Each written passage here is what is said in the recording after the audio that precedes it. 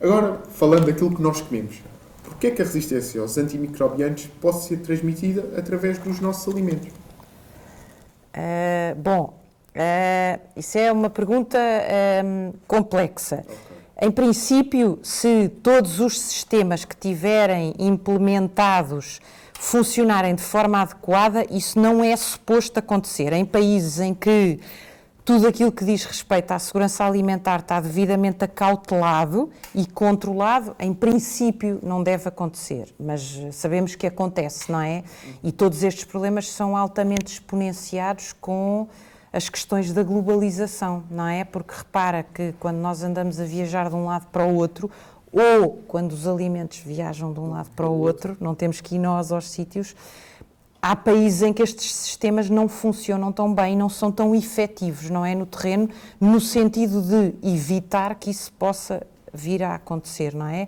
E, objetivamente, podemos, de facto, ingerir alimentos, podíamos dizer, entre aspas, estão contaminados com essas bactérias, não é? Isso pode, de facto, acontecer. E existe algum alimento que seja mais propício a esse tipo de infecções? Claro, enfim, sendo eu médica veterinária, diria aqueles que são de origem animal, não é? Mas, infelizmente, não é só essa a realidade. Os alimentos de origem vegetal também, não é? São utilizados também agentes antimicrobianos para controle de pragas, por exemplo, não é? Que são utilizados na produção vegetal também, que depois constituem fonte de alimento, não é? E, portanto, isso é um risco, claramente, não é? Mas, um bocadinho, se calhar se voltássemos atrás àquilo que tu dizias da minha cadela, agora estou assustado, mais uma vez também não é razão para estar assustado, não é? Porque nós assumimos que em Portugal, à partida, de vez em quando acontecem assim umas desgraças, não é? E há determinado tipo de produtos em que nós sabemos que ocorre uma contaminação qualquer, não é? Mas isso também, mais uma vez, não é a norma, não é? São produtos que são... claro que existe, é altamente controlado, felizmente. E em Portugal é muitíssimo bem controlado. Em Portugal, no espaço europeu, à partida, o risco é bastante diminuto, não é? Mas acontece, não é? Quantos de nós não ouvimos já falar que alguém teve uma intoxicação alimentar e que aparece uma bactéria? Essas bactérias podem ser bactérias multiresistentes, não é? Mas felizmente não é comum, não é? Não é assim tão comum e com um impacto assim colossal que possamos dizer é perigosíssimo ingerir este ou aquele alimento. Sim. E existe algum método de confecção que possa ajudar a eliminar esta resistência? Depende de alimento para alimento, não é? E depende da bactéria em questão, não é? Porque as bactérias têm características muito diferentes, não é? São mais ou menos termorresistentes, portanto, é um bocadinho difícil de generalizadamente dizer quais é que são aqueles que são válidos para todo o tipo de bactérias, não é? Mas, quer dizer, assim de repente poderíamos dizer que em princípio, por exemplo, cozinhar os alimentos à partida é mais seguro do que os ingerir sem cozinhar e sem submeter a nenhum tipo de tratamento térmico, não é? Assim de repente diria esse para... Quando eu pensei nisto, eu pensei nas air fryers, porque agora estou muito na moda. E então eu achava que podia ter um argumento contra as pessoas que têm uma air fryer e eu não tenho e tenho inveja. Não, mas de tudo aquilo que eu tenho lido nas air fryers, não tanto em relação às resistências, tem a ver com o tipo de material que são construídas. Por isso, então, acho que não é para aqui... uma argumentação com amigos meus que têm air fryers e dizem que isto é a melhor forma de cozinhar de sempre, que de repente batatas fritas já são saudáveis. É que são estas as conversas que nós temos e eu, pronto, estou a comer bananas com a minha cadela, ou maçã. Agora falando aqui um bocadinho dos produtores, como é que eles podem contribuir para este uso responsável dos antimicrobianos durante o seu processo de produção? Implementa muitíssimo mesmo, muitíssimo, e muito nesta ótica de que falávamos há pouco da prevenção, não é? Com um conjunto de normas que se generalizou como sendo aquilo que se chama protocolos ou normas, uma grande área que é a área da biossegurança, porque repara, um produtor, se apostar muito naquilo que é a higiene da exploração, a vacinação dos seus animais, o controle, a desparasitação, etc., à partida, a quantidade de agentes antimicrobianos que utilizar, que terá que utilizar será muitíssimo menor do que se não fizer nada disso, não é? E isso sabe-se, e está a ser implementado, está a ser protocolado e está a ser estipulado que esse é o caminho, é implementar biossegurança nas suas explorações.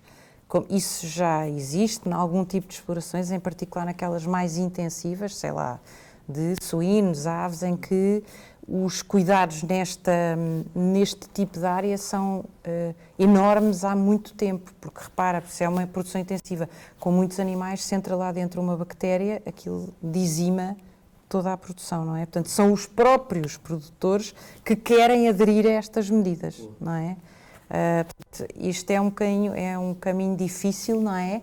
Até porque, em alguns casos, às vezes o diálogo não é fácil com os produtores, porque eles também não pecam por aquilo que nós pecamos. Alguns de nós também pecam nesta iliteracia em saúde, não é? Não conheceram, não lhes foi transmitido isto na escola, não era um problema à data. Na verdade até já era, mas era um problema que estava assim um bocadinho escondido, não é? E portanto eles também não estão alerta e pensam, o que é que interessa agora, por exemplo, numa sala de ordenha, estar a desinfetar as peças que vão encaixar no ubre da vaca para tirar leite, portanto, as vacas são todas da mesma família, entre aspas, que é que interessa estar a desinfetar entre uma e outra, não é? Se lhe for explicado de forma muito clara, não é? Ele perceberá. E isso é, mais uma vez aqui, não só a questão da literacia em saúde, como também a brutal importância da comunicação, não é? Como é que nós, uma mensagem que até pode ser um bocadinho complicada, como é que a passamos ao nosso receptor, sendo que temos receptores muito diferentes, não é? Isto é toda uma ciência, que eu também domino pouco, gostava de dominar mais. Mas... E como é que nós podemos então alertar os produtores, tendo em conta que cada vez mais temos necessidades de produção rápida devido à crescente da população mundial? É formação, formação, formação. E, pegando um bocadinho no que dizia há pouco, daquilo que é uma realidade na clínica de animais de companhia, uma das formas que nós podemos, ou instrumento que podemos utilizar para chegar aos produtores é a questão económica. Muita. Okay. Porque se nós formos por via daquilo que podem ser os prejuízos, uma vez instalada determinada doença na sua exploração, ele perceberá e vai ser o primeiro a querer implementar medidas de biossegurança. Existe em Portugal algum tipo de multas para esse tipo de situações? Existe, sim, claro. Eu não trabalho muito nessa área, porque isso são as autoridades de saúde animal, não é? Toda essa regulamentação, a Direção-Geral da Alimentação e Veterinária, mas existe um trabalho de campo importantíssimo que está a ser feito e que é feito de forma continuada, muito importante, junto dos produtores. A ideia, eu acho que é sempre procurar não punir, mas instruir, não é? Pronto, é isso. Mas em determinadas situações, obviamente, que se tem que avançar para algum grau de punição se a pessoa for reincidente em determinado erro, que depois tem consequências para todos nós, não é só para o produtor e para os seus animais, não é? Pela razão que falávamos de que tudo isto está dentro desta grande área de uma só saúde, não é? Não se limita àquele produtor naquela região geográfica, naquele país, é muito mais que isso, não é? E a perda da biodiversidade hoje em dia, cada vez mais espaços verdes estão a ser destruídos, pode ajudar neste fenómeno, ou seja, cada vez mais poderá existir uma resistência aos antimicrobianos, porque temos cada vez menos espaços verdes? Influencia garantidamente. Garantidamente a variedíssimos níveis, não é? O primeiro nível pode ser aquele que falávamos há pouco, eu vou tentar explicar de forma clara, que é quando nós destruímos os espaços verdes, não é? Seja com que intuito for, desde que seja para alargar as cidades, fazer mais campos para criar pasto, porque temos necessidade de alimentar uma população uma população mundial cada vez maior, não é? Portanto, precisamos produzir proteína animal para alimentar toda esta nossa população mundial. Isso, entre outras coisas, o que é que faz? Faz uma coisa que é muito relevante, que é, vai aproximar os animais selvagens dos animais domésticos e do homem, não é? E acontece, há muitas teorias por trás da Covid, não é? Nós não sabemos muito bem ainda hoje em dia o que é que se passou, mas uma teoria diz que o SARS-CoV-2, o vírus, não é?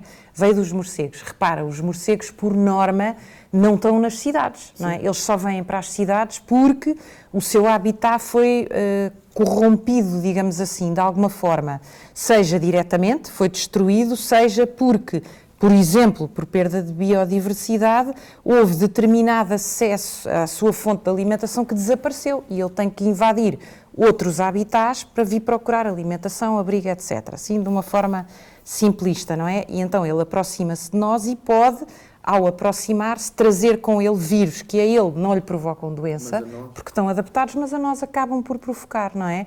Isto assim um exemplo simples. Diretamente ao homem ou aproxima-se de animais domésticos que, por sua vez, depois estão próximos de nós, não é? Isso pode ser uma forma direta. E repara, quem diz um vírus, não é? Diz, por exemplo, um fungo, não é? Um antifúngico, que é um fármaco que utilizamos para tratamento de infecções a fungos, também é um antimicrobiano, não é? E, portanto, nesse sentido, impacta diretamente, não é? Repara, uma das coisas que se fala sempre na perda de biodiversidade tem a ver, por exemplo, com a forma como a população de abelhas a nível mundial tem vindo a ser dizimada, não é? As abelhas, juntamente com os morcegos, são agentes de polinização importantíssimos, não é? E, portanto, ambos contribuem, por exemplo, para que continue a haver alimento de origem vegetal, continue de alguma forma a haver aquilo que são habitats selvagens e aquilo que é o nosso habitat, que é um habitat de características mais urbanas. Quando tudo isto é destruído e de repente temos todas estas espécies em stress, perturbadas e a coabitar no mesmo espaço, o resultado não pode ser muito bom, não é? Certo. No caso dos morcegos até tem uma característica engraçada, é que eles não só fazem a polinização, como eles têm um aspecto muito engraçado, é que eles ingerem insetos, muitíssimos, milhares de insetos, e os insetos são, sabes isso, não é? São aquilo que se chamam, ou podem ser vetores de doença, não é? Eles transmitem doenças, porque picam um determinado animal, não é? Que é portador de uma doença, e a seguir vão picar outro e pumba, injetam naquele outro a doença que o primeiro tinha, não é? Eles fazem esta viagem, digamos assim.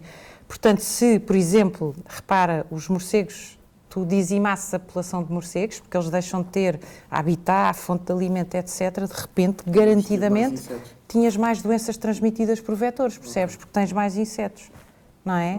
Pássaros, não é?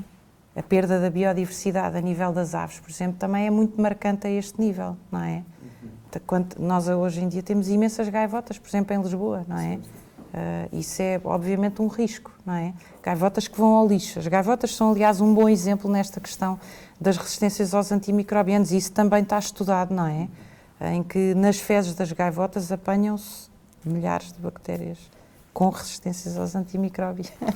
Mas pronto, eu não queria... O objetivo não era assustar, não é? Não, era só tentar aqui que nós conseguíssemos perceber de que maneira é que podemos ser aqui uma parte ativa de alguma forma, na maneira de prevenir isto, não é? E de termos um estilo de vida um bocadinho mais saudável e menos destrutivo do planeta. Eu agora queria fazer uma pergunta para terminar. Doutora, já aconteceu estar, por exemplo, num restaurante, ver alguém a comer uma salada de atum braseado, por exemplo, e pensar, alguém hoje, se calhar, pode passar mal da barriga? Sim, já me aconteceu, mas não é assim uma preocupação. Tenho muita confiança nos sistemas que existem. Se calhar é verdade, não é só uma mensagem positiva. Tenho mesmo confiança em todos os controlos que são feitos até à comida chegar ao meu prato ou ao prato que está na mesa ao lado do meu. Por isso quero acreditar que isso não acontece assim tanto. Não, já me aconteceu, mas não é um pensamento recorrente de forma nenhuma. Muito obrigado, doutora. Não, obrigada. Eu é que agradeço. E pronto, vamos comer à vontade. Certo. E os nossos animais de estimação à vontade. Sim. Obrigado. Obrigada.